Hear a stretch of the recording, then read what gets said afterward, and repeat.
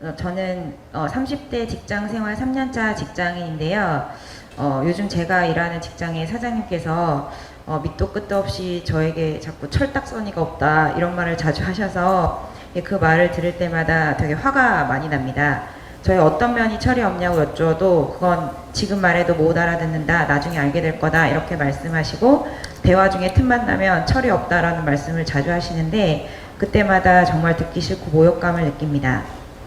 그리고 직원들을 근무관계가 아니라 가족관계로 묶으려고 하시고 사생활에도 관여하시고 원치도 않는 인생에 대한 충고를 많이 하셔서 스트레스를 많이 받습니다. 제가 교만해서 어른들의 충고를 잘 못 받아들이는 것인지, 구체적인 내용도 없이 무턱대고 싸잡아 비난하시는 사장님이 나쁜 것인지 마음속으로 계속 시비를 하게 되고 계속해서 화가 납니다. 다음에 또 그런 말을 듣게 되면 제가 어떤 마음으로 들어야 할지 궁금합니다. 그 회사를 그만두면 되잖아. 간단하잖아. 그 생각도 해봤는데요. 뭐 근무 여건이나 이런 거는 저는 크게 지금 불만이 없고, 예, 그런 상황이고 그 원장님과의 관계, 그 사장님 관계만 제가 좀. 요 서울 남산에 올라가고 싶어? 설악산에 한번 가고 싶어? 간다면? 설악산. 근데 설악산 올라가면 힘이 들잖아. 예. 쉬운 걸로 생각하면 어디 가야 된다? 남산에 가야 되겠지. 근데 쉽게 설악산에 올라간다. 남산 올라가는 정도의 힘만 들여서 설악산에 올라가고 싶다. 그러면 이걸 뭐라고 한다? 욕심이다. 이렇게 얘기해야 될 거 아니야. 설악산에 올라가면 높이 올라가니까 멀리 볼 수 있고 여러 가지 경치도 볼 수 있고 좋은 점이 있는 대신에 뭐가 좀 든다? 힘이 좀 든다. 힘드는 게 싫으면 어디 가면 된다? 남산 올라가면 된다. 이게 세상의 이치야. 그러니까 근무 여건이 좋으면 이거는 좋지만은 또 이런 어려움이 있잖아. 그러니까 이런 어려움이 싫으면 그만두고 근무 조건이 좀 나쁜 데로 가면 돼. 그러면 사장님이 욕을 좀 해도 그만두기가 굉장히 쉽잖아. 근무 조건도 별도 안 좋은데 사장이라는 인간이 잔소리까지 해. 그럼 자기 나한테 물었겠어? 사표 냈겠어? 지가 알아서 냈겠지. 고민은 안 된다 이거야. 사표 내는 게 고민이 아니라 자기가 사표를 못 내는 이유는 다른 좋은 게 있기 때문에 벌써 그런 거야. 그러니까 남자가 인물도 잘생기고 능력 있다. 그 한눈에 딱 반하잖아. 그지? 그래서 좋아하는데 내 눈에 한눈에 탁 반하면 나는 좋지만 상대는 내가 한눈에 탁 반해질까 안 해질까? 안 해지겠지. 쟤는 또 다른 사람 쳐다볼 거 아니야. 그지? 아까 저기 여자 얘기처럼. 그래서 첫째, 성사 되기가 어렵고, 그 다음에 설령 성사가 되는 요인이 생겼다 하더라도 인물이 잘난 건 인물감을 하고 돈 있는 건 무슨 값을 한다? 돈값을 반드시 해. 그러면 결혼을 해서 사는 때 결혼은 남이 볼 때 잘했다 이런 소리를 듣지만은 남자가 인물이 잘생겼고 돈도 있고 이러면 남의 남자라도 좋아하는 여자가 있을까 없을까? 있어. 이 세상이야. 그러니까 그 남자 주위에는 여자가 꼬이게 돼 있는 거야. 그러면 내가 질투심이 생기잖아. 그지? 이래서 그걸 생각하면 다른 데 한눈 파는 걸 생각하면 탁 그만두고 싶고, 근데 그걸 그만 못 두고 나한테 묻는 이유는 뭘까? 그만두려니 내 주제에 그만한 인간을 딴 데 가서 잡을 수가 있나 없나? 없어. 그렇다고 그걸 보고 있으려니 기분 나쁘고, 그래서 고민이 생기는 거야. 그래 죽을 때까지 이런 고민을 하고 살아야 돼. 그럼 이거는 내가 전생에 저 남자하고 무슨 나쁜 인연이 있어 그러냐? 아니야. 이건 이미 선택을 할 때 그런 과보가 이미 예정이 돼 있는 거야. 그걸 내가 결과를 안 보고 하는 거지. 그걸 이제 늘 제가 얘기했지. 쥐가 쥐약을 먹는 것과 같다. 쓰레기장에 있는 거 뒤져서 먹으면 쥐약 든 음식을 먹을 확률이 거의 없어. 접시에 담긴 그것도 아주 내가 좋아하는 음식이 담겨 있으면 그건 쥐약될 확률이 굉장히 높은 거야. 쥐약을 안 넣은 이상 누가 그렇게 차려 놔놓겠어. 근데 찌꼬라지를 모르고 그걸 웬 떡이고 하고 덤비다가 죽는다 이 말이에요. 그러니 만약에 나중에 결혼해서 이런 문제가 생기면 선택은 네가 아무리 돈이 많고 네가 아무리 인물이 잘났고 내가 너를 아무리 좋아한다 하더라도 나는 양다리 걸치는 인간은 싫다. 난 그렇게 살고 싶지는 않다. 이러면 그 사람 원망하지 말고 어떻게 한다? 잘난 인간하고 몇 년 살아봤나 안 살아봤나? 살아봤지. 그러니까 나중에 딴 남자하고 살더라도 나도 옛날에 잘난 인간하고 한번 살아봤다. 이거 자랑스러운 일이야. 그러니까 안녕히 계세요. 그동안에 나하고 살아줘서 감사합니다. 이러고 딱 끊으면 되지. 원망할 필요가 없다. 이게. 아니면 살려면 어떻게 생각해야 되냐. 딴 여자가 많이 꼬일수록 자랑스럽게 생각해야 돼. 어떻게? 내가 좋아하는 인간, 이 세상 어떤 여자가 안 좋아하겠노? 아시겠어요? 누가 좋아하는데? 내가 좋아하는데 어떤 여자가 그 인간을 안 좋아하겠노? 그러니까 내가 그런 인간을 좋아한다는 거. 그 문 여자가 좋아하는 인간을 그래도 최대 주주가 누구다? 내다. 이걸 자랑스럽게 생각해서 그런 거는 그냥 소액 주주들은 신경 안 써야 돼. 이러든지 저러든지 결론이 나야 된다 이 말이에요. 그런데 이제 그러지 못한 거는 뭐다? 욕심 때문에 그렇다. 무슨 말인지 알겠어요? 그러니까 이 직장이 딴 게 괜찮으면 사장의 그런 소리는 뭐라고? 그냥 귓등으로 흘려보내면 돼. 무슨 말인지 아시겠어요? 그게 듣기 싫으면 어떻게 한다? 직장을 그만두고 그냥 근무 환경이 안 좋은 대로 가면 돼. 지금 이건 벌써 쥐약을 앞에 놔놓고 먹어야 돼요, 안 먹어야 돼요 이런 얘기하고 똑같아. 그러니까 이런 거는 세상에 내가 원하는 대로 다 갖춰진 건 있을 수가 없어. 자기 같은 사람이 만약에 삼성 같은데 취직을 하면 자기 다 만족할까? 남이 볼 때 좋은데 취직했다, 월급이 많다, 뭐 하지만 노예 생활을 해야 돼. 천년 길을 못 펴고 살아야 돼. 언제 잘릴지 모르는 그런 위축된 마음으로 늘 위에 눈치 보고 살아야 되고 늘 돈을 좀 주는 대신에 업무가 과하게 걸려올까 안 걸려올까 그 감당을 못해가 늘 위축되고 살아야 되고 휴가도 마음대로 못 가고 눈치 봐야 되고 그 노예 생활을 해야 돼. 자기가 만약에 돈이 많거나 지위가 높은 집에 만약에 재벌집에 시집을 가면 좋을 것 같지? 자기는 그 집의 하녀야. 근데 이 엄마들은 자기 딸을 그렇게 하녀로 팔아먹는 게 굉장히 좋은 줄 알아. 그러니 자기가 인생은 선택이야. 자기가 지금 사장 성질을 고칠 수 있을 것 같아? 그럼 선택은 둘 아니야. 내가 고치려면 투쟁을 해야 되고.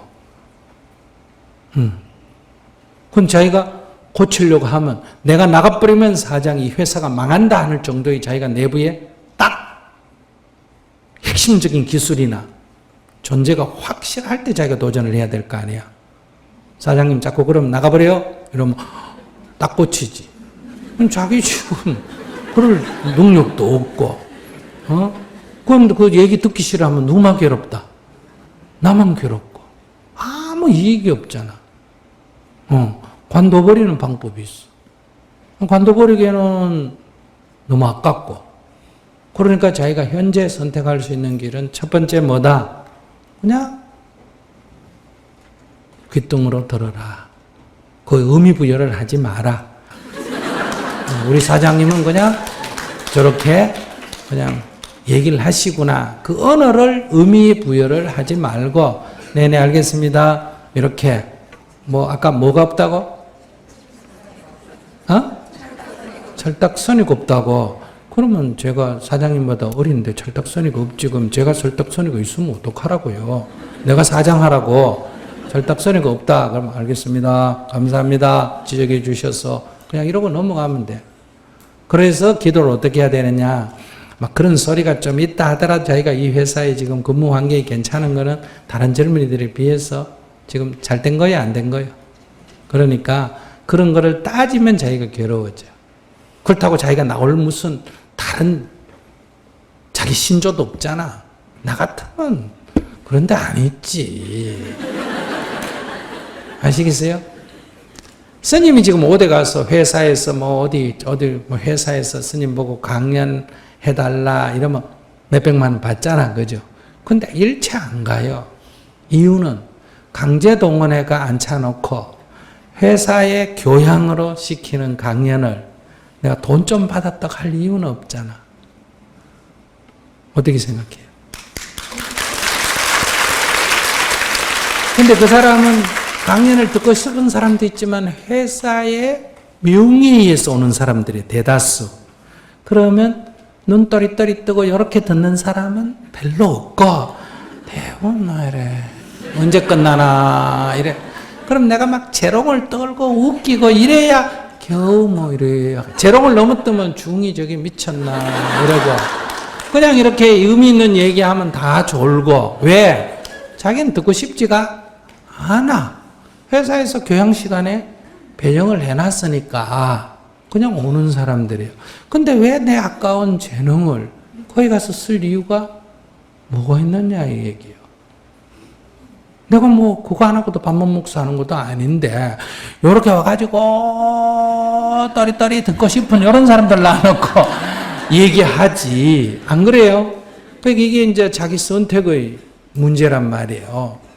그렇게 이제 딱 자기 인생관이 정해지면 이거 아무 문제가 없어. 이런 고민거리가 안 돼. 너 월급 좀 준다고. 뭐? 네가 나한테 왜 그런 얘기를 하나? 그만하세요. 해보고. 2번 하면 고치겠나 안 고쳤나 한번 보고. 그럼 한번 협박을 해보는 거예요. 자꾸 그렇게 얘기하면 저는 회사는 좋지만 당신 때문에 근무 못하겠어. 그러면 그 사람 볼 때 나를 웃기게 보겠죠. 그럼 사표 내고 안녕히 계세요. 원망할 필요는 없어요. 왜? 그 사람대로 인격이니까. 그러나 이제 그 사람이 문제 제기하는 게 요 정도 철딱서니가 없다. 이 정도 갖고 고소할 수준은 아직 안 되잖아.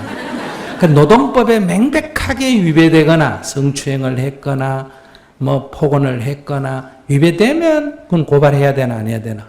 해야 돼. 불이익을 받고도 고발을 해가 시정을 해야 돼요.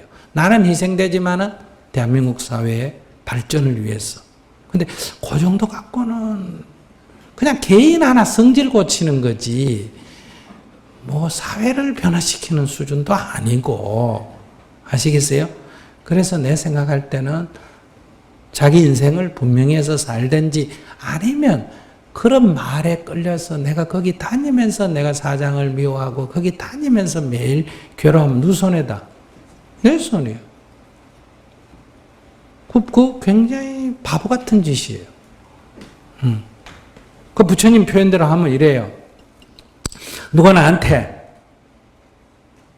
쓰레기 받아라 하고 쓰레기 한 통 줬어. 그 턱 받아봤어. 온갖 더러운 게 들어있어. 그래서 이 통을 들고 다니면서 계속 니 왜 나한테 이런 거 더러운 거 주노? 니 왜 나한테 이런 거 더러워?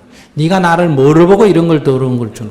이래가 20년쯤 따라다녔다. 현명한 사람이가 쓰레기인 줄 알면 첫째 어떻게 해야 된다? 버리면 되잖아. 근데 우리는 네가 나한테 이렇게 말할 수가 있느냐? 그 쓰레기통을 쥐고 계속 문제 삼고 다닌단 말이야. 그럼 그건 자기가 쓰레기를 좋아하는 거예요. 그러니까 그게 내용물이 없는 쓰레기다 이러면 첫째 받지를 말고, 받았다 하더라도 뭐 해라? 바로 버려버려라. 그러니까 근무 환경이 좋으면 근무 환경 좋은 것만 보고, 쓰레기는 그냥 주면 5번 주면 5번 버리고 6번 주면 6번 버리고. 아시겠어요? 그게 내가 마음이 약간 캥기면 자기가 뭘 받았다? 쓰레기를 받아가 지금 들여다보고 있는 거예요. 네가 이런 쓰레기를 나한테 줄 수 있나? 그래도 그렇지 네가 이런 걸 줄 수가 있나? 응? 이렇게 지금 따지고 있는 거예요. 그래서 자기만 괴로운 거예요. 빨리 어떻게 표현을 해봐. 알겠습니다. 알겠어요? 예, 감사합니다.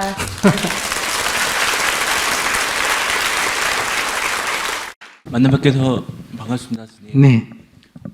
저에게 있어서 스님은 스님을 만나고부터 사실은 저의 인생에 전과 후가 갈렸다고 할 정도로 작년서부터 스님의 동영상을 보면서 그동안 많은 생각들을 하고 살았었습니다. 그래서 제가 오늘 한번 다시 스님을 용기 내서 찾아뵙습니다. 저는 올해 42살의 기혼 남자입니다. 현재 직업은 국내 방송국에서 프리랜서 프로듀서로 일을 하고 있습니다. 어렸을 적부터 남에게 지기 싫어하고 책임감이 무척 강하여 맡은 일은 끝까지 완수하는 성격이었습니다. 7년 전 35살 때 결혼과 함께 방송국 안으로 들어가서 프리랜서 생활을 하면서 그동안 약 2,000편에 가까운 프로그램을 제작하였습니다. 경쟁 속에서 살아남기 위해 지난 7년간 월요일서부터 일요일까지 아침 7시부터 새벽 2, 3시까지, 그리고 일주일에 2, 3번은 집에 들어가지 않으면서 오로지 일만 했습니다. 다행히 이 모든 것을 이해해주는 아내를 만나 가정의 불안은 전혀 지금까지 없습니다. 문제는 작년 말부터 회사에서 젊은 친구들로 세대 교체를 진행 중에 있습니다. 그 이유는 조직이 없는 프리랜서들이 너무 오래 일을 하다 보니 매너리즘에 빠져 있는 것 같다, 아니면 회사 예산이 부족하면 1순위로 프리랜서를 자르겠다고 회의 때 얘기를 했습니다. 그 이야기를 듣고 난 이후로 같이 10년 이상 일하던 친구들이 작년 같은 경우 3명이 잘렸고, 올해는 그냥 스스로 나가버리는 친구들도 있었습니다.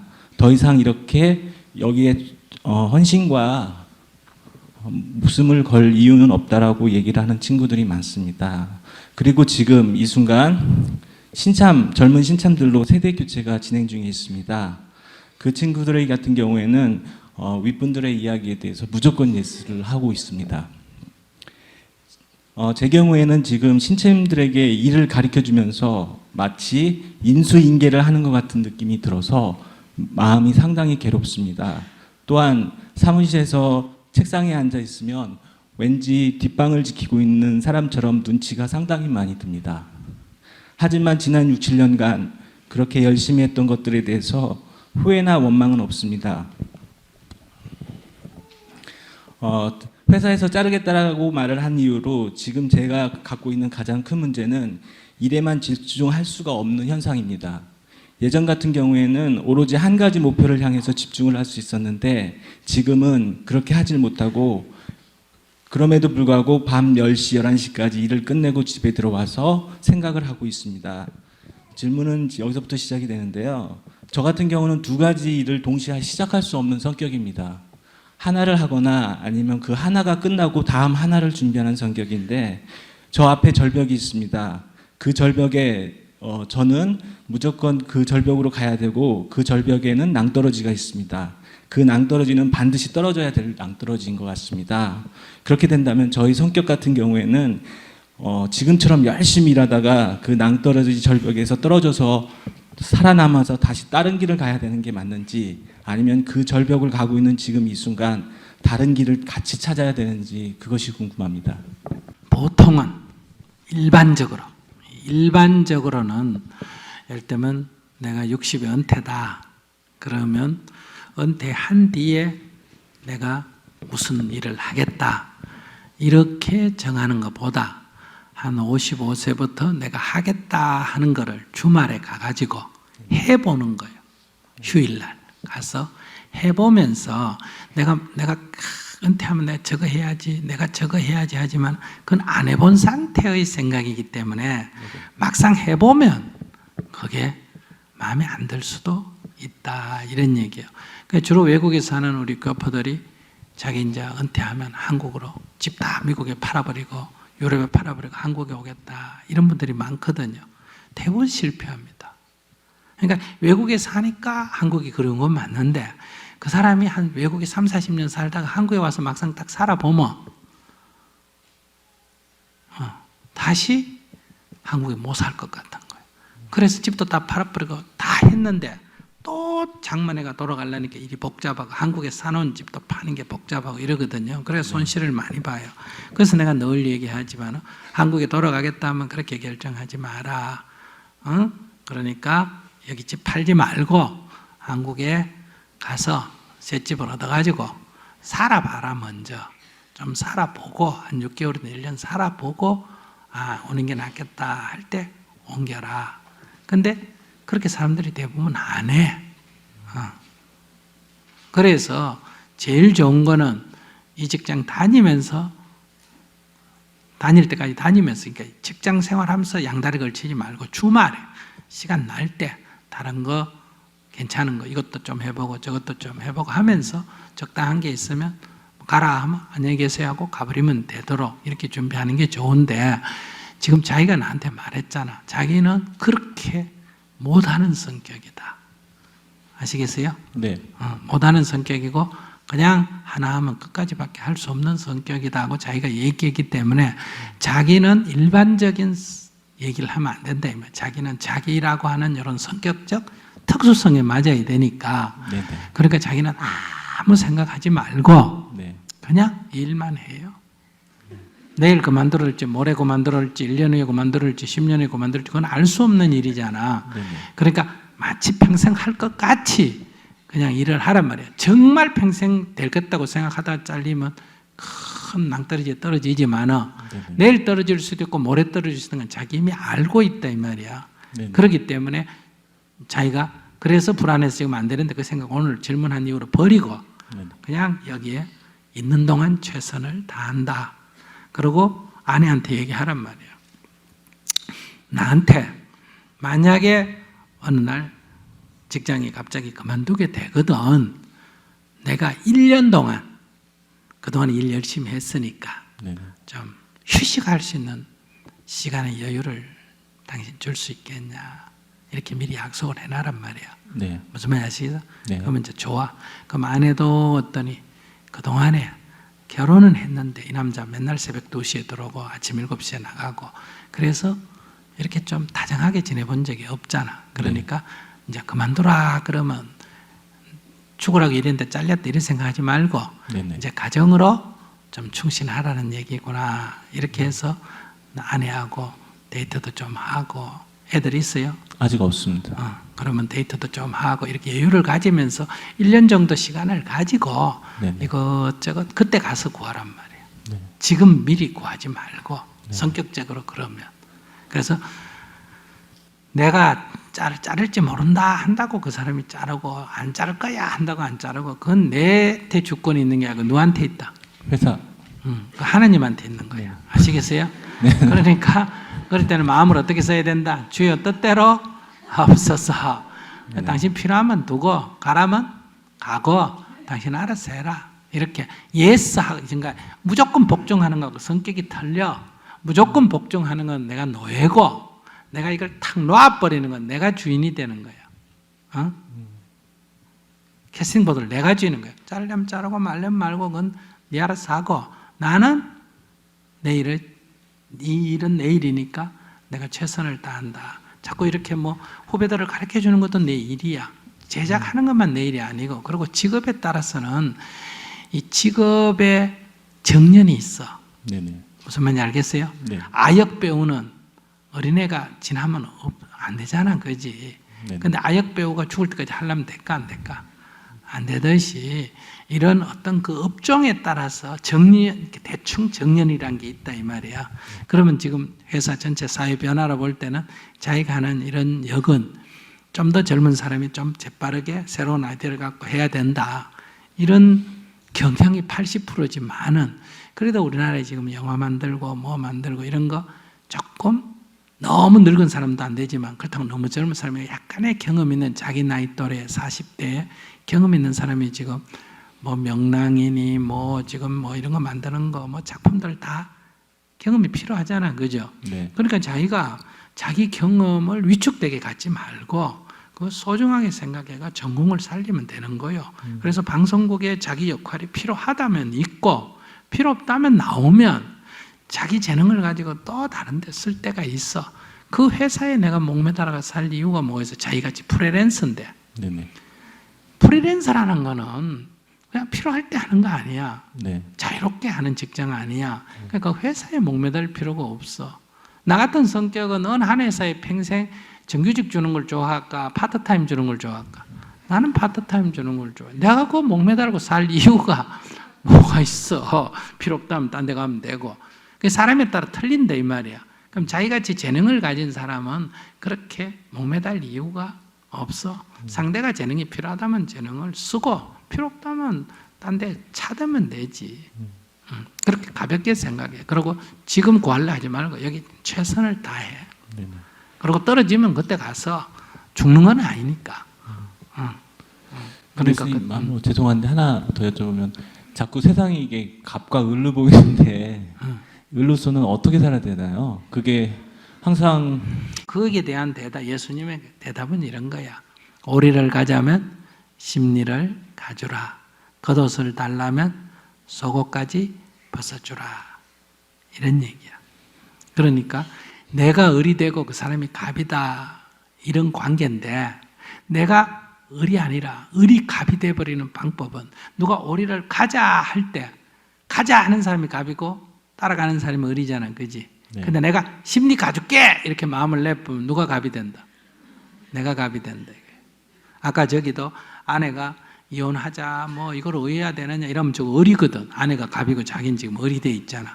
근데 그러면 나는 근데 내가 그래 뭐 네 하자는 대로 해라 이렇게 똥 놔놓으면 아내가 을이야. 왜? 서류도 꾸며야 되고 변호사도 사다 대고 막 나한테 사정해야 돼. 도장 찍어달라 뭐 해달라 이러면 뭐 아이고 나는 당신 사랑해 당신하고 살고 싶어 이렇게 하면 얘기하면 되는 거예요. 그럼 자기가 이혼하고 싶으면 제안을 자꾸 하는 거예요. 돈을 더 줄게 뭘 어떻게 그래서 마음에 들면 오케이 하고 안 들면 계속 나는 당신 사랑해 안 돼 이렇게만 하면 되는 거예요. 그럼 뭐 변호사 꾸밀 필요 없고 재판장에 가서도 그렇게 얘기하면 누가 갑이 된다? 내가 갑이고 이혼하려고 안절부절하는 게 이제 을이 되는 거예요. 그러니까 이거는 정해져 있지 않아. 아시겠어요? 네. 그러니까 자기가 갑으로 얼마든지 자세를 마음에서의 갑은 얼마든지 될 수 있어. 네. 그러니까 아까 저 옆에서 묻는 사람도 그런 거 아니에요. 가서 어떻게 살까 해서 저 나쁜 놈하고 저거하고 어떻게 이렇게 사니 자기가 을이 되는 거예요. 그거가 갑이고. 근데 뭐 아이고 직장 다니게 해줘서 감사합니다 이렇게 살면 내가 갑이지. 그러니까 그 사람들이만 나 때문에 죽겠다고 막 저거 튀어나갈지 몰라. 막 푸시를 하면 내가 못 견뎌야 내가 튀어나가는데 내가 뭐 멀쩡하고 고맙습니다 이러고 다니면 꼴보기 싫으면 지가 이제 못 견뎌가지고 어때요? 튀어나가면 내가 갑이고 그게 을이지. 그러니까 자기가 갑으로 이렇게 딱 심리적으로 먼저 전환을 해야 돼. 네네. 그렇게 수행이에요. 그걸 갖다 불교 용어로 하면 뭐다? 수처작주. 처하는 곳마다, 내가 가는 곳마다 내가 그곳에 뭐가 된다? 주인이 된다. 이 수처작주라는 내가 어디든지 가면 내가 주인이야. 거기서 내가 주인 역할을 하는 거야. 눈치 보고 객 역할을 하지 말고 내가 주인이다. 이 사회에 내가 주인이다. 그 스님은 내가 주인이다. 우리나라의 주인이라고 생각하니 통일도 걱정하고 북한 저것도 내가 주인이니까 저 굶어 죽는 거 저거 내가 어떻게 해결할까 이런 생각을 하잖아. 너건 주인이 아니니까 내 살기 바쁘지. 그런 것처럼 주인의 역할을 하는데 그걸 예수님은 아주 쉽게 얘기한 거예요. 세 가지 비유를 들어서 말했어. 첫째, 오리를 가자면 심리를 가주라. 겉옷을 달라면 속옷까지 벗어주라. 왼밤을 때리면 오른밤을 대주라. 요게 적극적으로 자기가 을의 처지에서 뭘로 전환한다? 갑의 처지로 이렇게 전환해 버리는 거예요. 네, 말씀 감사합니다. 저는 이제 30대고 이제 직장인인데요. 네. 네, 제 고민은 어떻게 보면 이제 호강에 겨워서 엄살이라고 혼날 것 같기도 한데요. 이렇게 평일에 이제 일을 하고 주말에 되면 이제 쉬잖아요. 그래서 이제 아무것도 안 하고 이렇게 쉬고 있으면 괜히 불안하고 초조하고, 그다음에 왜 습관적으로 시계를 되게 한 시간에도 몇 번씩 보고, 이게 뭐 집에서 이제 청소를 하든 뭐 이런 일을 해도 이제 뭐 시간 맞춰가지고 몇 시에는 뭐 하고 이런 식으로 이렇게 바쁨 중독증 같은 그런 문제가 있어서 좀 편안하게 이렇게 쉬고 싶은데 이제 어떻게 하면 될지. 네, 그렇게 주말에 이렇게 시간을 정해가 언제까지 청소하고 언제까지 뭐하고 언제까지 뭐하고 이렇게 직장 다니듯이 그렇게 한다고 해도 네. 자기 뭐 지금 육체 건강에 특별한 이상이 있어요? 네, 그런 거는 있어요, 없어요? 없습니다. 정신적으로 무슨 뭐 증상이 있어요? 그냥 이제 편안한 마음이 없고 이렇게 왜 시험 기간에 놀고 있는 것 같은 그런 불안감, 쫓기는 것 같은 그런 느낌, 그런 게 있어요. 괜찮아요, 뭐 그 정도는. 그러면 자기 이렇게 하면 어떨까? 지금 5일 일해요, 이틀 놀아요? 네. 그럼 이틀을 파트타임으로 직장을 두고 하면 되잖아요.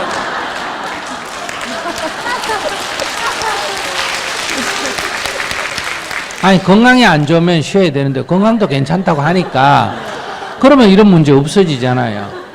안 그러면 여기 안동에서 요 가까이에 정토에 오면 이틀 일거리 풀로 하도록 제가 자원봉사 일거리를 드릴 테니까 그러면 이런 증상 없어요.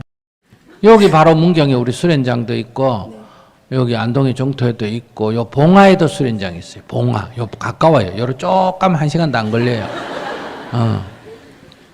근데 거기 가서 이렇게 딱 그 같이 봉사하고 일하면 조금 직장 생활보다 조금 더 바쁘게 내가 일을 드릴게요. 그래서 그 큰 병은 아니에요.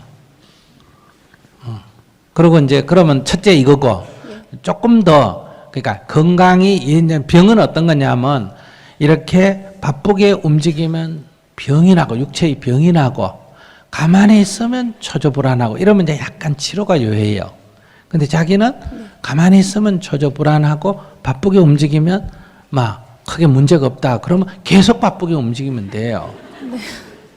그러니까 돈을 뭐 벌 이유가 별로 없으면 그 병 치료니까 그거는 저한테 맡기시면 제가 일거리를 드리겠다. 이 첫째 처방이고 두 번째는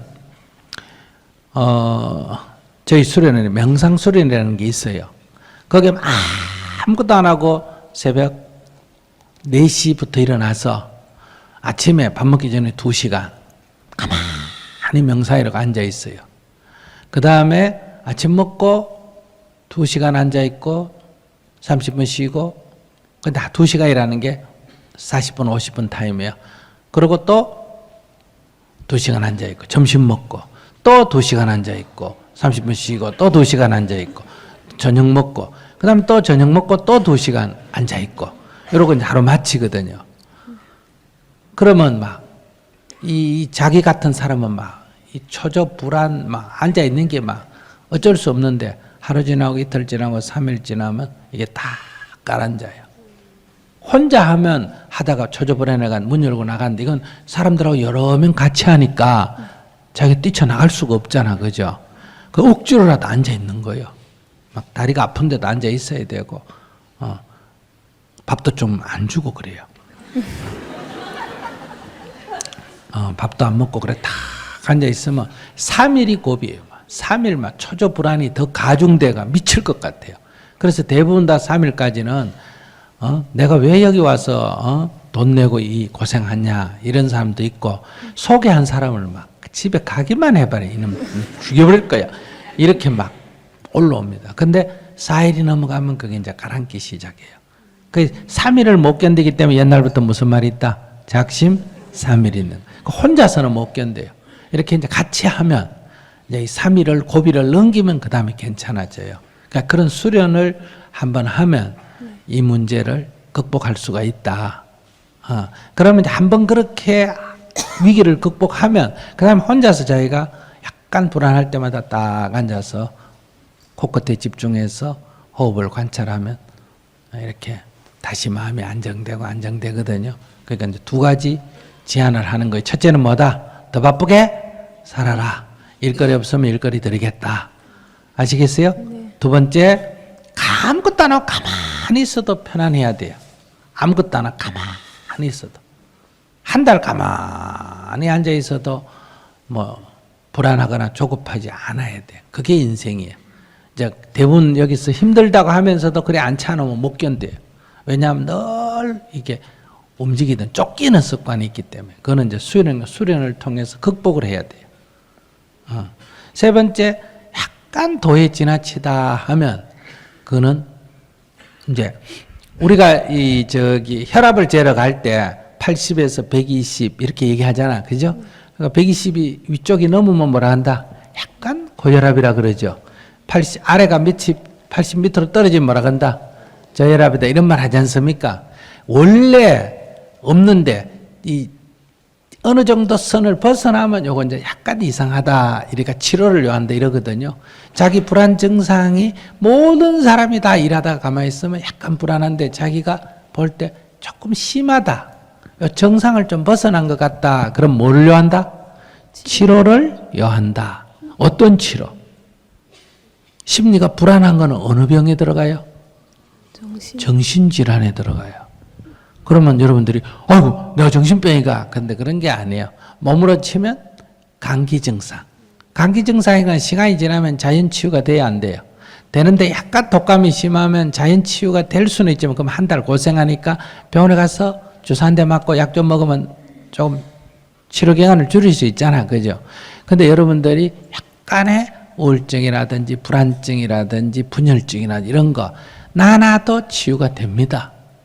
그런데 조금 심하면 그냥 이렇게 한두 달 끄는 것보다 병원에 가서 의사하고 상담해서 약간 불안하다 하면 약을 줘요. 아시겠어요? 거기 이제 신경 안정제가 약간 들어있어요. 그러면 이 신경이 흥분되거든요. 불안증세 신경이 이렇게 아주 민감하게 예민하게 반응하는 거예요. 그거를 약을 먹으면 약간 이렇게 진정이 돼요. 약간 무뎌져요. 그럼 마음이 편안해져요. 그래서 그걸 갖다가 무슨 큰 병처럼 생각하지 말고 어디 가본다? 병원에 가서 요즘 보험이 되기 때문에 돈 얼마 안 들잖아. 그죠? 가서 의사 선생님에게 왜 왔느냐? 그러면 제가 주말이 돼서 가만히 못 있고 마음이 늘 불안합니다. 이러면 그래요. 어떤 상태요? 하고 몇 개 물어보고 주말에 그냥 괜찮습니다. 이럴 수도 있고 그래요. 이렇게 보고 테스트를 몇 개 해보고 아이고 치료를 받아야 되겠습니다. 이러면 치료를 받으면 되고 조기 발견이라 그래. 이런 거 아시겠어요? 그리고 의사가 보고 그 정도는 괜찮습니다 하면 자기가 뭐라고 해야 된다? 다행이다. 이렇게 생각해야 되는데 꼭 부정적으로 생각하는 사람은 이렇게 말해요. 다행이다. 그러면 멀쩡한데 스님이 나보고 정신 꼭 가라 그랬다. 이렇게 비판을 하고 아시겠어요? 조금 치료를 받아야 된다. 이러면 이제 또 스님이 나를 정신병 취급했다. 또 이렇게 얘기해요. 그러니까 내가 딱 들어봤을 때 그게 정상을 약간 벗어났다. 그러면 약간 전문가의 진단을 필요로 하는 거예요. 그래서 전문가가 그 정도는 괜찮습니다 하면 그래 약간 불안하지만은 이건 막 정상에 속하는 거야. 이게 약간 도가 넘었다 하면 약간의 치료가 요하는 거야. 아시겠죠? 네. 셋 중에 하나는 해야 됩니다. 네, 알겠습니다. 네. 감사합니다.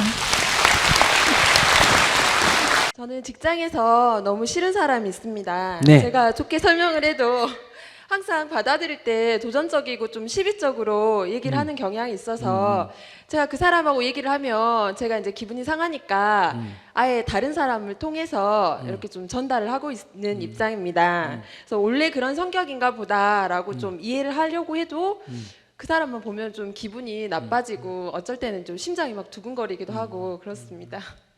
그래서 그 사람 보면 심장이 두근거리면 그 사람이 괴롭나 자기가 괴롭나? 맞습니다. 그럼 결혼해가 남편이 좀 보기 싫으면 늘 시어머니 통해가 이렇게 간접적인 대화 할래? 아니 직접적으로 얘기를 했는데 자꾸 저한테 시비적으로 얘기하길래 자꾸 같이 얘기를 하다 보면 좀 감정이 격해질 수도 있다 싶어서. 그 사람 네, 남자 여자요? 여자입니다. 그 사람이 나한테 시비조로 해요. 시비조라는 그 인간을 나도 시비하고 있어요. 그거 참.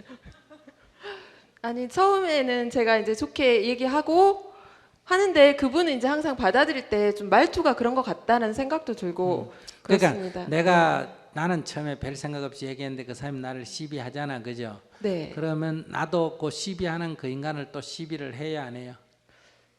예, 합니다. 그러니까 피장파장이지 뭐. 그러니까 그 인간이 나를 시비하더라도 내가 그 인간을 시비 안 해야 내가 그 인간보다 낫지. 네. 그럼 자기가 볼 때 그 인간보다 내가 좀 나아지는 게 낫겠어요? 그 인간하고 같은 게 낫겠어요? 나아지는 게 낫습니다. 그러려면 시비를 안 해야지. 그런 인간, 자기는 나를 시비하는 건 누구 몫이고 그 사람 몫이고 내가 그 사람을 시비 안 하는 건 누구 몫이다? 내 몫이다. 알겠습니다. 그러니까 그 인간하고 같이 되고 싶으면 하세요, 그냥. 근데 네. 그 인간하고 같이 저 인간보다 내가 좀 나아야 되지 않겠나 이러면 그냥 그런 인간도 뭐하게 봐준다. 좋게. 이쁘게 봐준다. 그러면 누가 좋아질까? 제가 좋아집니다. 그래요. 자기 좋은 일 왜 자기가 안 해? 네. 그 인간 때문에 뭐 때문에 내가 괴롭게 살아? 네. 내가 그 인간 때문에 뭐 때문에 삥삥 둘러가면서 얘기하고 살아? 그러니까 그건 내가 괜히 손해날 짓 하고 있는 거. 자기는 지금 현명하게 한다고 하는데 스님이 들어보면 자기가 손해날 짓 하고 있는 거. 네. 어떻게 할래요?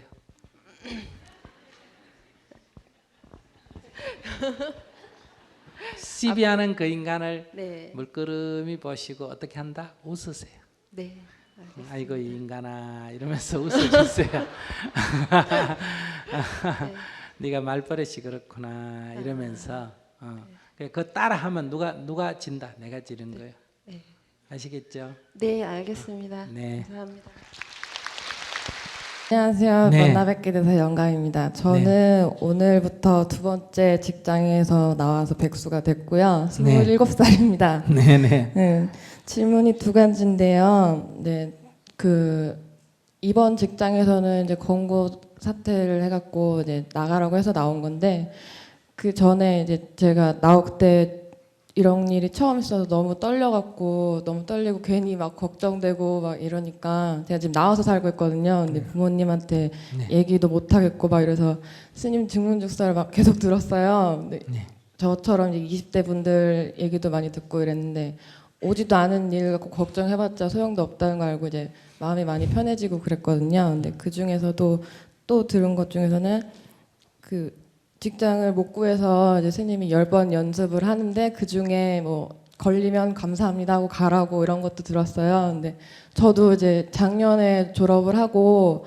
운 좋게 오라는 데가 있어서 감사합니다 하고 이제 왔는데 그게 집에서 좀 멀어서 자취를 하면서 살고 있었는데 그 직장에서 이제 처음에 발령받은 팀은 굉장히 좋은 팀이었어요. 제가 하고 싶었던 거기도 하고 이제 다른 선배들이나 이런 말 들어도 너 거기 있으면 진짜 잘 될 거라고 막 이렇게 얘기를 해서 기대도 하면서 이렇게 있었는데 좀 그게 생각보다 안 돼갖고 이제 다른 팀으로 나중에 또 이동을 하게 된 거예요. 근데 입사 자체도 다른 동기들이 있었지만 제가 좀 같이 못 들어가고 좀 늦게 들어간 편이어서 뭐 연수 같은 것도 못 가고 아무것도 못 하고 이렇게 좀 뒤처진 느낌이었는데 그 팀 이제 한 7개월 반 정도 있었는데 처음 직장에서 나오기 한 2달쯤 전에 이제 새로운 팀으로 발령이 된 거예요. 근데 그쪽 팀에서 팀장님이 너무 막말을 하시고 욕을 하는데 너네 정말 못한다 막 이렇게 대놓고 그냥 말씀을 하셨어요. 근데 저만 갖고 그러면은 제가 그냥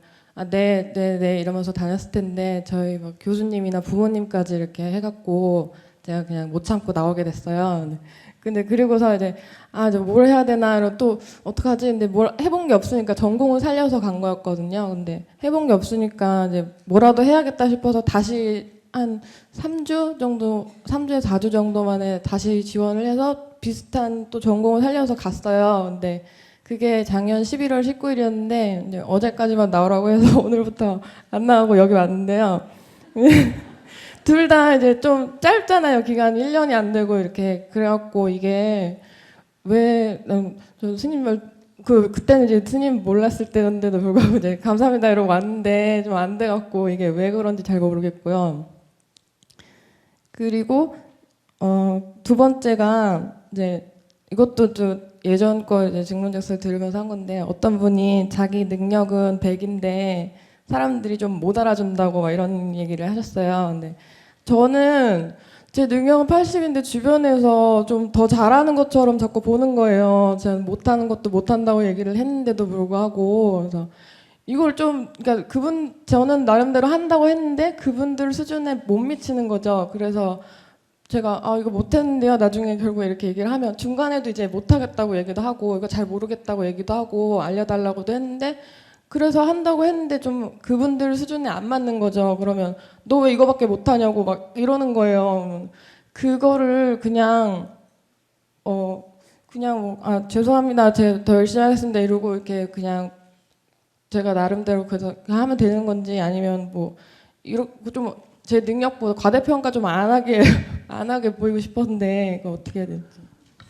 자기 능력보다 과대평가됐기 때문에 자기가 지금 직장을 2번이나 구하게 된 거예요. 자기 능력보다 과소평가됐으면 아직도 직장을 못 구했을 거예요. 안 그래요? 그 대신에 과소평가되면 직장 구하기가 힘들고 조건도 나쁘지만 들어가서는 오래 견딜 수가 있어요. 오래 할 수가 있어요. 왜냐하면 이거 생각보다 괜찮다 이렇게 되거든요. 근데 이제 과대평가되면 쉽게 직장도 구하고 조건도 좋은 데 들어갈 수가 있는데 이제 그 사람들이 기대가 높다 보니까 어때요?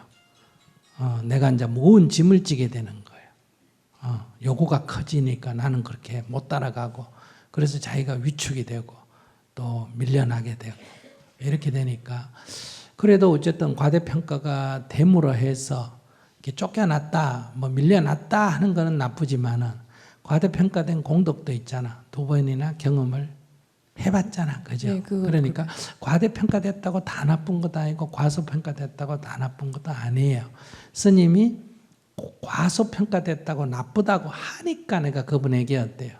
과소평가된 게 꼭 나쁜 게 아니다. 무슨 말인지 아시겠어요? 그러나 인생은 거품은 거품일 뿐이다 생각하면 그런 거품에 신경을 안 쓰면 되는 거예요.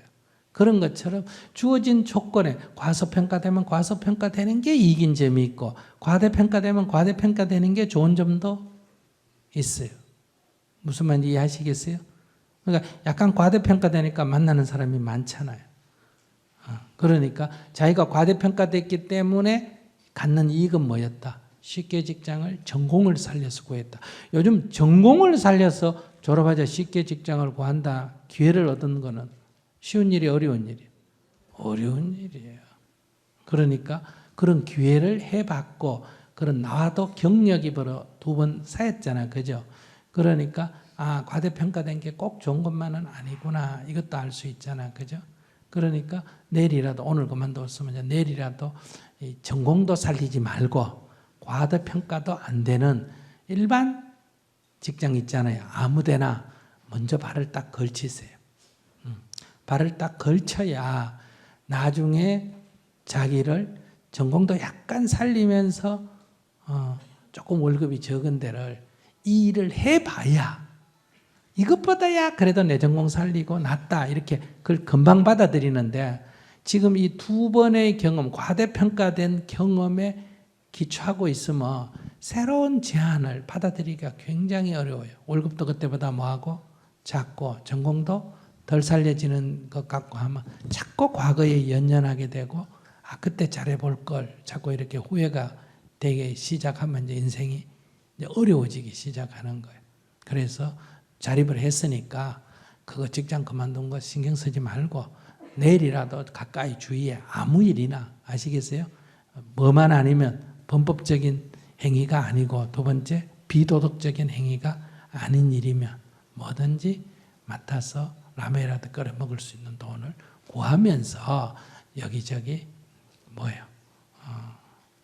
경력을 내서 오면 가고 안 오면 임시직으로 우선 다니고 이렇게 가볍게 생각해야 돼.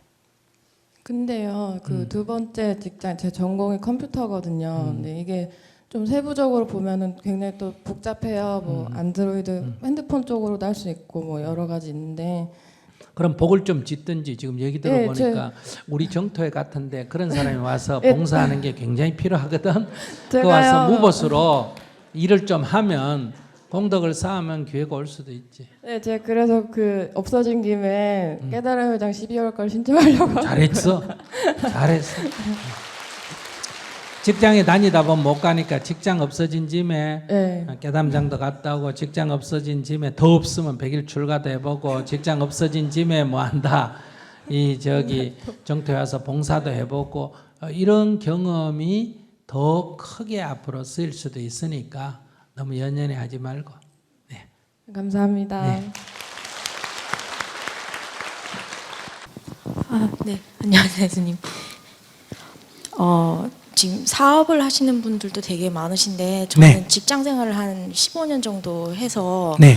이제 처음으로 좀 사업을 생각을 올해 처음으로 했었거든요. 그래서 돈을 좀 벌어보고 사업을 해보자고 생각을 했는데 제 성격이 좀 회사 다니면서 보면 사람들한테 상처도 쉽게 받고 마음도 생각보다 약하고 회사 다니면서 사람 때문에 좀 여러 번 좀 화가 나는 마음에 그만두기도 하고 했는데 일은 제가 볼 때는 조금 잘한 것 같은데 사람 때문에 관계에 있어서 좀 많이 좀 제가 힘들었던 것 같아요. 그래서 지금 이제 창업을 준비하고 있는데 혹시 이런 사람도 사업을 할 수 있을지, 그리고 혹시나 만약에 뭐 사업을 하기 전에 그런 부분에 대해서 고쳐야 될 점이나 마음의 준비나 아니면 제가 뭐 기도를 어떻게 해서 좀 마음을 추스릴 수 있는 방법의 꿀팁이나 조언을 좀 해주시면 제가 스스로 좀 확신을 가지고 갈 수 있을 것 같습니다. 안 하면 좋겠는데.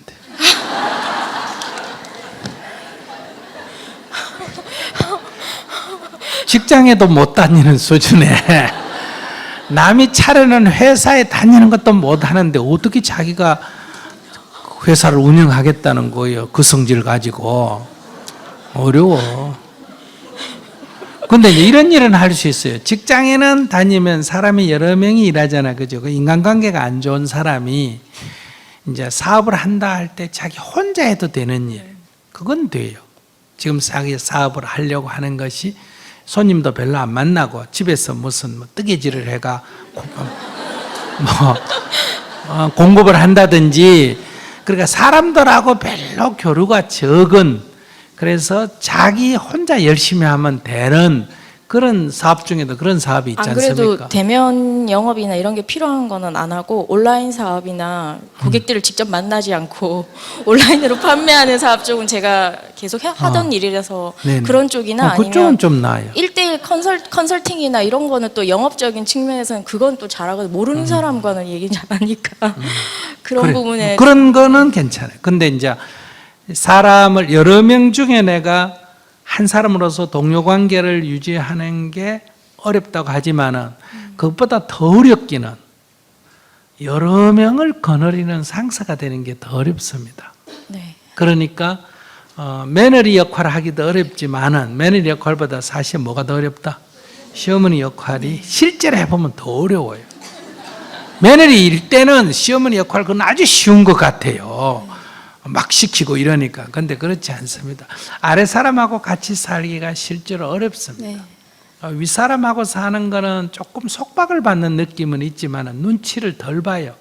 근데 아래 사람을 이렇게 거느리는 거는 실제로 해보면 더 어려운 일이에요. 그래서 내가 사업을 하지 말라고 했는데 사업이 이제 혼자 해도 되는 사업이 있지 않습니까? 그죠? 그런 거라면 괜찮아요. 그래도 규모를 키울 것 같긴 하거든요, 장기적으로는. 그래서 제안을 많이 받고 하는데 지금 안 그래도 리더십 쪽에 좀 제가 고민이 있는 게 현재 지금 뭐 윗사람과의 문제가 있는 게 아니라 아랫사람한테 이제 싫은 소리를 하거나 지시하는 거를 제가 좀 약간 소심하고 부담스럽고 이런 게 좀 커서 그런 것도 좀 힘들어하는 것 같아요. 그런 건 안 하면 되지 뭐. 지시하고 싫은 소리는 안 하면 되잖아요. 근데 이제 이런 생각을 여러분들 하셔야 돼요. 직위 있죠, 직위. 직위가 나요. 직위는 그냥 하나의 직함이에요. 직함이에요. 역할이에요. 근데 우리가 대부분 착각하는 게 직위를 자기라고 착각하기 때문에 그래요. 직위는 단지 역할이다. 이렇게 생각하면 직위 때문에 오는 여러 가지 부작용을 극복할 수가 있습니다. 예를 들어서 내가 경찰서장이다.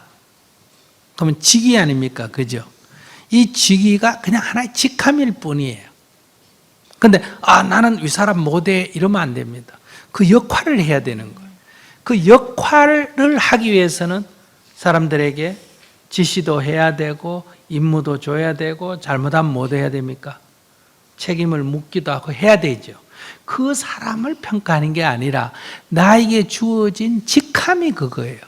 이런 역할을 하라고 지금 주어졌기 때문에 그걸 정확하게 해야 돼요. 그걸 안 하면 그 사람은 서장이라는 직함을 맡을 자격이 없는 사람이에요. 그런데 곧 출근해가 곧 직함을, 즉 역할을 할 때만 딱 그렇게 하고 딱 끝나고 저녁에 같이 밥 먹으러 갔다, 저녁 먹으러 갔다 그러면 거기에는 직위가 필요 없지 않습니까? 역할이 필요 없잖아, 그죠? 그럼 직위도 같이 내려놔야 돼요. 사람들은 부르기를 서장님, 과장님, 부장님 불러도 나는 사람과 사람이 만나는 1대1 관계로 만나줘야 돼요. 그냥 친구로, 아는 사람으로. 그러면 권위라는 게 없어집니다. 권위주의라는 게. 근데 직위를 가지고 술집에 가서도 밥 먹으러 가서도 늘 직위를 행사하면 어떻게 되느냐. 그 사람이 나한테 복종하는 것은 직위 때문에 복종하는 거예요. 근데 내가 만약에 서장을 그만뒀다, 은퇴했다.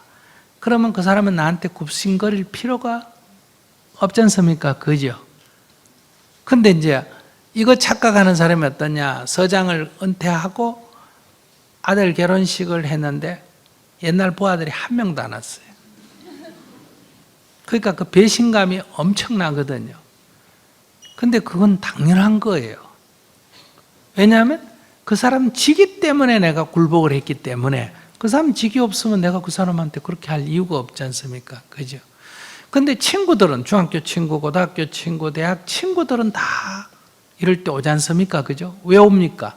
그 사람들은 직위가 아니에요. 네가 서장을 하든 안 하든 그건 무슨 관계 있어요? 친구 집에 가니까. 그러면 회사에서 자기가 그 직위를, 그 직함을 행사할 때만 서장 역할을 하고 평상시에는 친구로 지냈으면 이 사람들은 이 사람 서장 떨어져도 올까 안 올까? 오겠죠. 이게 이제 차이예요. 그러면 이제 이 직위를 가진 사람이 이게 직함일 뿐이다, 역할일 뿐이다 하면 역할을 방치해도 안 되고 역할을 이렇게 그 역할 넘어서 따로 이것을 행사해도 안 되는 거예요. 그러면 이제 우리가 지적을 할 때도 부담이 없는 거예요. 내가 잘 나가 너한테 지시하는 게 아니라 내 주어진 책무가 뭐다. 이걸 지금 체크하도록 돼 있다 이 말이에요. 내 책무가 내가 네보다 잘나서 그런 게 아니고 또 내 책무가 이렇게 했을 뿐이지 끝나고 저녁 먹을 때는 책무하고 관계가 없이 같이 저녁 먹으니까 친구로 만난다는 거예요.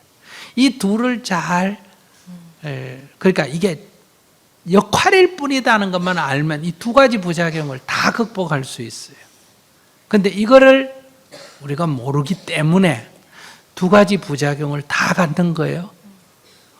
그러니까 권위주의적이 되기도 하고 거꾸로 부담스럽기도 하고 할 말을 못하는 거예요.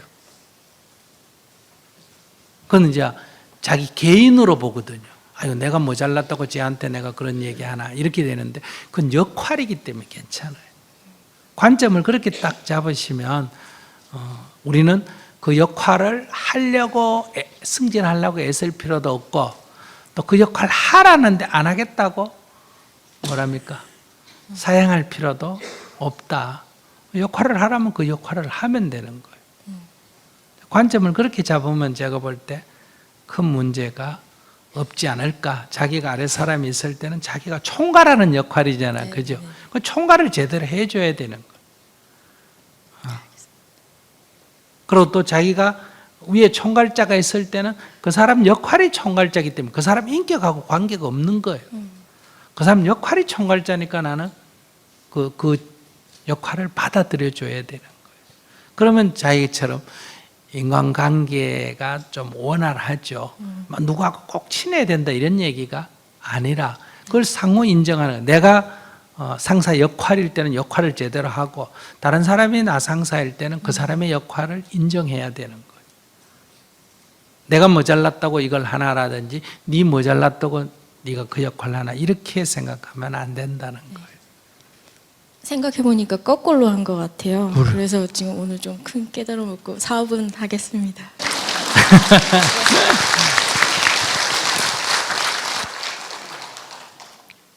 우리나라 만약에 대통령이 이런 거를 정확하게 알면 대통령 끝나고 나서 존경받을까 안 받을까? 존경받겠죠. 장관이 이런 관점을 정확하게 가지면 장관 끝나고 존경받을까 안 받을까? 받겠죠. 사실은 존경받을 일도 없어요. 그냥 자기 역할만 한 것뿐인데 근데 우리가 그 사람을 자기 역할만 딱 하면 우리가 그 사람 보고 뭐라 그런지 알아요? 겸손하다 그래. 그 사람 겸손한 것도 아닌데도 왜? 늘 권위주의로 하는 우리의 습관이 있기 때문에 그 사람이 그렇게 하면 겸손하다 그래. 그러니까 겸손할 것도 없어요. 수행적으로 보면 남이 나보고 겸손하다고 내가 겸손한 사람인가 이렇게 생각하면 안 돼요. 내가 평등하게 높은 사람과 낮은 사람, 세상에서 말하는 왕이나 평민을 똑같이 대하면 세상 사람이 볼 때 말이에요. 왕한테 내가 보통 사람으로 대하면 당당하다 그래요. 왕한테 고개 숙이고 비굴하지 않고. 이 서민들한테 똑같이 대하면 뭐라 그래요? 겸손하다 이렇게 평가하는 거예요. 내가 겸손하고 당당해서가 아니라 내가 모든 사람을 평등하게 대하면 그렇게 이름이 들어오는 거예요. 왜냐하면 세상 사람이 권력자한테는 비굴하게 굴고 세상 사람이 아래 사람한테는 교만하게 굴기 때문에 겸손하다 당당하다는 소리를 듣는 거예요. 특별한 게 아니고 항상 한 인간으로서 모든 사람을 평등하게 봐야 됩니다. 그래서 어떤 분들이 지난번에 스님은 성직자로서 그래서 내가 나는 성직자 아니다. 그러니까 그게 무슨 소리예요? 그래. 직업에 무슨 성스러운 직업이 있어요? 어떻게 생각하세요? 여러분이나 저나 그냥 하나의 역할을 하는 거 아니에요. 그죠? 근데 쥐가 하는 거는 성스러운 직업이다. 그것보다 더 교만한 생각이 어디 있습니까? 자, 그런 관점을 가지시고 한번 해보면 좋겠다. 역할이니까 무슨 역할을 맡겨도 할 수 있어야 되잖아, 그지? 밑에서 하는 역할 맡겨도 밑에서 하고 위에서 하는 역할 맡아도 위에서 하고 왼쪽에서 하는 역할 맡아도 하고 오른쪽에서 하는 역할 맡아도 하고 이렇게 역할은 자유롭게 할 수 있어야 된다.